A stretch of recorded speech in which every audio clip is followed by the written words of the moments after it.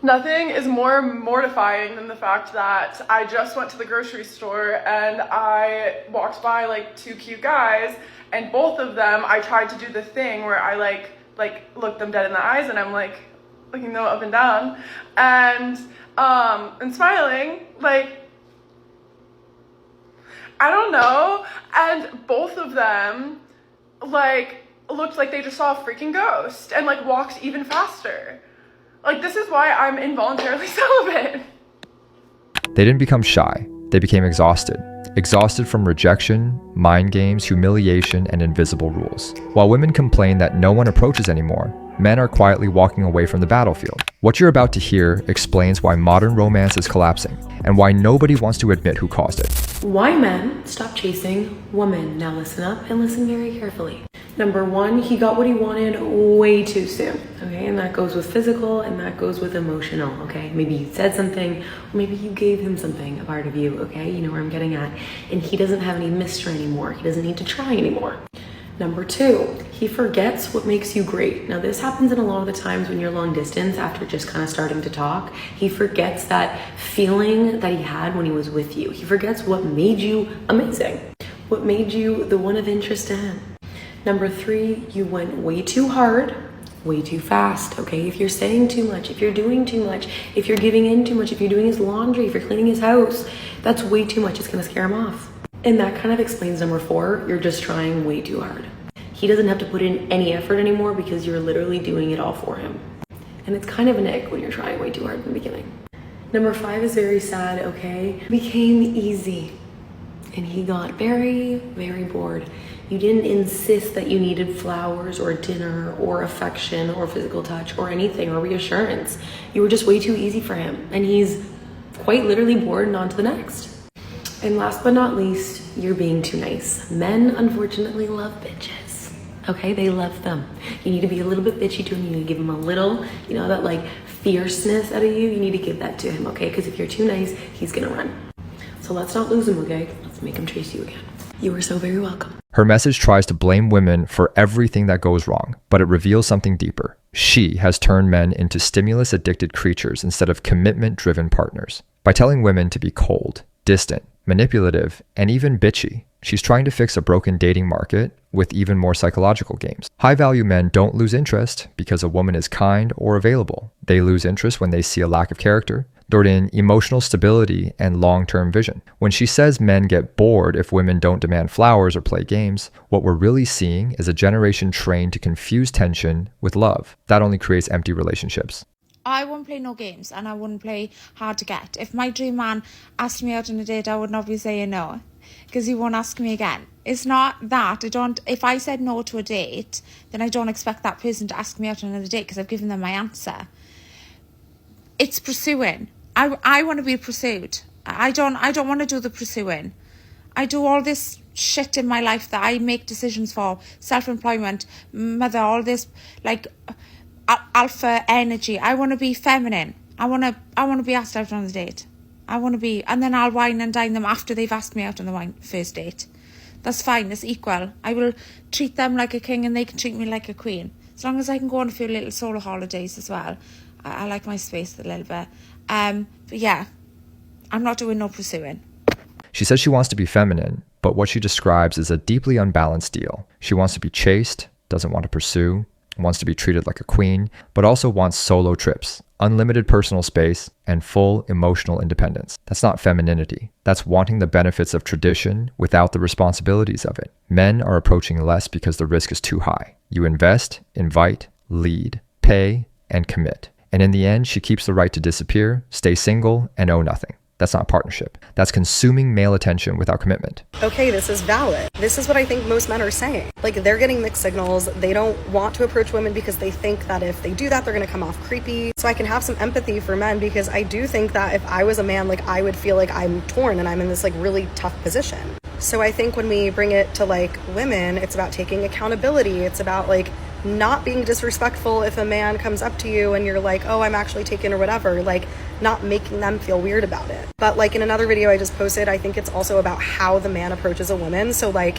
if a man is creepy and they're they're coming off with this like vibe that they only want to get in your pants, or they don't have like the best of intentions, then of course like the woman's going to be on guard and be like, no, I'm like not interested. So I think probably women like have this stance of, oh, I don't want men to come up to me or to approach me, because oftentimes like women are just dealing with pretty shitty men who have not the best intentions. So it really goes both ways. She tries to be empathetic, but still pushes most of the blame onto men. The issue isn't just creepy approaches. It's the hostile environment that's been created. Men have never been afraid of rejection, but now they're afraid of public humiliation, online exposure, and moral accusations. When every attempt becomes a social risk, smart men step back. She talks about accountability, but ignores how many women punish men simply for trying. A man who respects himself won't walk into an emotional minefield. The result is what we're seeing now: silence, distance, and withdrawal. It honestly kind of makes me a little bit sad that on my dating videos, I feel like a lot of women comment, okay? So I feel like it's collective feeling. I mean, like, it's really weird because I feel like a lot of women want to be approached, or they want to be in a relationship, or they want to date or whatever. Do men feel the same? Like, genuinely, do men feel the same way? And I'm just asking, like, out of curiosity, like, is there like a problem where like men feel like women don't want to be like approached, or like don't want to be in a relationship? Like, do they, like, are they scared? It's like a genuine question, okay? Because I've been getting like a lot of feedback, okay? Like comments, DMs, whatever, on my last video, which is about like dating. And a lot of people are like, yeah, it's the same. And I don't see a lot of like men. I do get some like DMs from men saying the same thing. But like, I wonder if men feel the same way, or if they're like intimidated to like talk. Like, what do we do? Like, how do we fix this genuinely? Without realizing it, she perfectly describes the collapse. Women want to be approached. They want relationships. They want romance. But the environment they helped create punishes exactly that. Men didn't become cold by accident. They learned that initiative now comes with risk. She asks, how do we fix this? The answer is simple but uncomfortable. Bring back respect, clarity, and reciprocity. Men approach where they know they won't be treated like suspects, clowns, or disposable. As long as masculinity is treated as something offensive, male silence will continue. This isn't disinterest. It's self-protection. Honestly, in this day and age, shame on the women who shit on guys who actually try respectfully to like get your number, or like approach you, or like just hit on you in general in like a public setting.